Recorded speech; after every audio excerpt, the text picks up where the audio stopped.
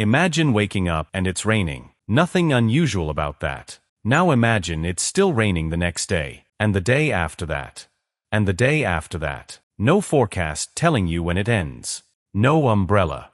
No roof that actually keeps water out. Just rain day after day, with no way of knowing if it will ever stop. For ancient humans, this wasn't a hypothetical. In certain regions and certain seasons, this was simply life. And it created one of the most underrated survival challenges our ancestors ever faced.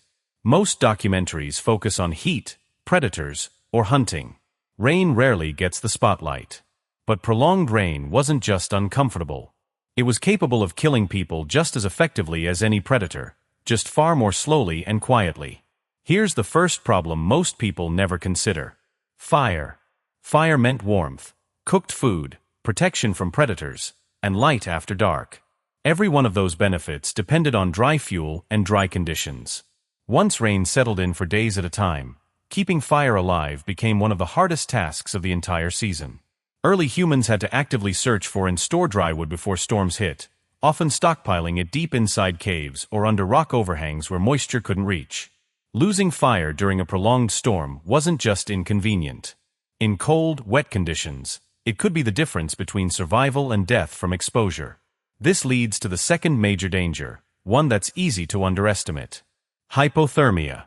Most people associate hypothermia with snow and freezing temperatures. But you don't need freezing weather for hypothermia to become deadly. Wet skin combined with wind and cool temperatures can drop core body temperature dangerously fast, even in what would seem like mild weather today.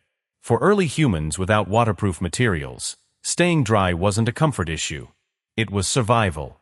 This is likely one of the major reasons caves and rock shelters were so valuable, not just for protection from predators, but as one of the only reliable ways to stay dry during extended storms.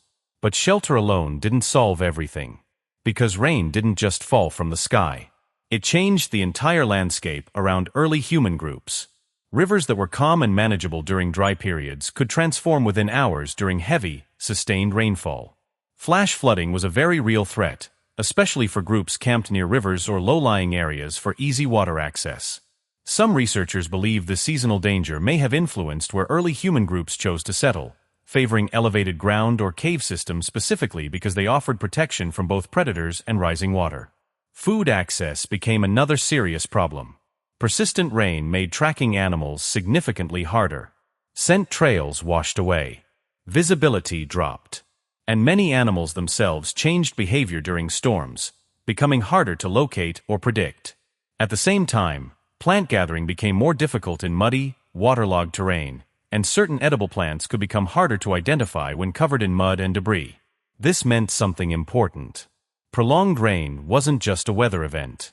It was a full disruption to almost every daily survival task early humans depended on. So how did they cope with something this disruptive, potentially lasting for days or even weeks at a time? Evidence suggests early human groups likely relied heavily on stored food during these periods. Preserved meat, dried plants, and stored nuts or seeds gathered during drier periods may have functioned as an early form of insurance against exactly this kind of extended bad weather. Groups that failed to prepare adequately during good weather faced a much higher risk during prolonged storms. This is where something interesting emerges. Prolonged rain may have been one of the environmental pressures that pushed early humans toward planning further ahead, rather than living purely day to day. Preparing for an unpredictable future, rather than just reacting to immediate needs, is a more complex cognitive behavior. Some researchers argue that environmental unpredictability, including extended rain seasons, may have contributed to the development of more sophisticated planning and storage behaviors over generations. There's also a psychological side to this that's easy to overlook.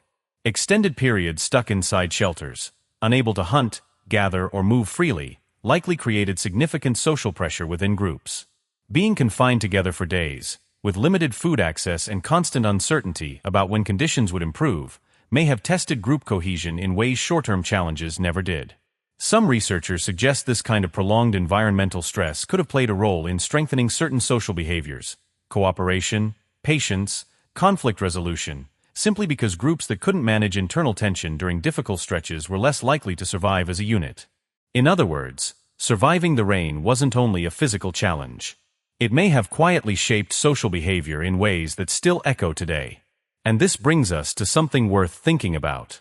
Modern humans still experience versions of this same pressure. Extended periods of bad weather still affect mood, patience, and social tension today, something researchers sometimes refer to in modern contexts as seasonal weather-related stress. The specific stakes are different now. Nobody's fire is going out because of a storm anymore. But the underlying psychological pattern, discomfort and tension building during prolonged periods of being stuck indoors, may not be entirely new. So the next time a storm rolls in and doesn't let up for days, and you find yourself feeling restless, irritable, or strangely eager for the sky to clear, consider this. That reaction might not just be modern impatience. It might be an old, deeply rooted response, shaped by countless generations of ancestors who understood, on a very real survival level, that rain that refused to stop wasn't just inconvenient. It was dangerous.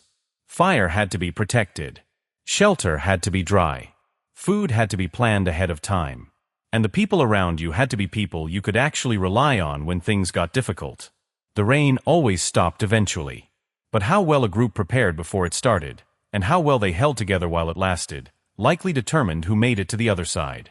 What do you think was harder for ancient humans to deal with, the physical danger of the rain itself, or being stuck together with the same small group for days with nowhere to go? Let me know what you think down in the comments.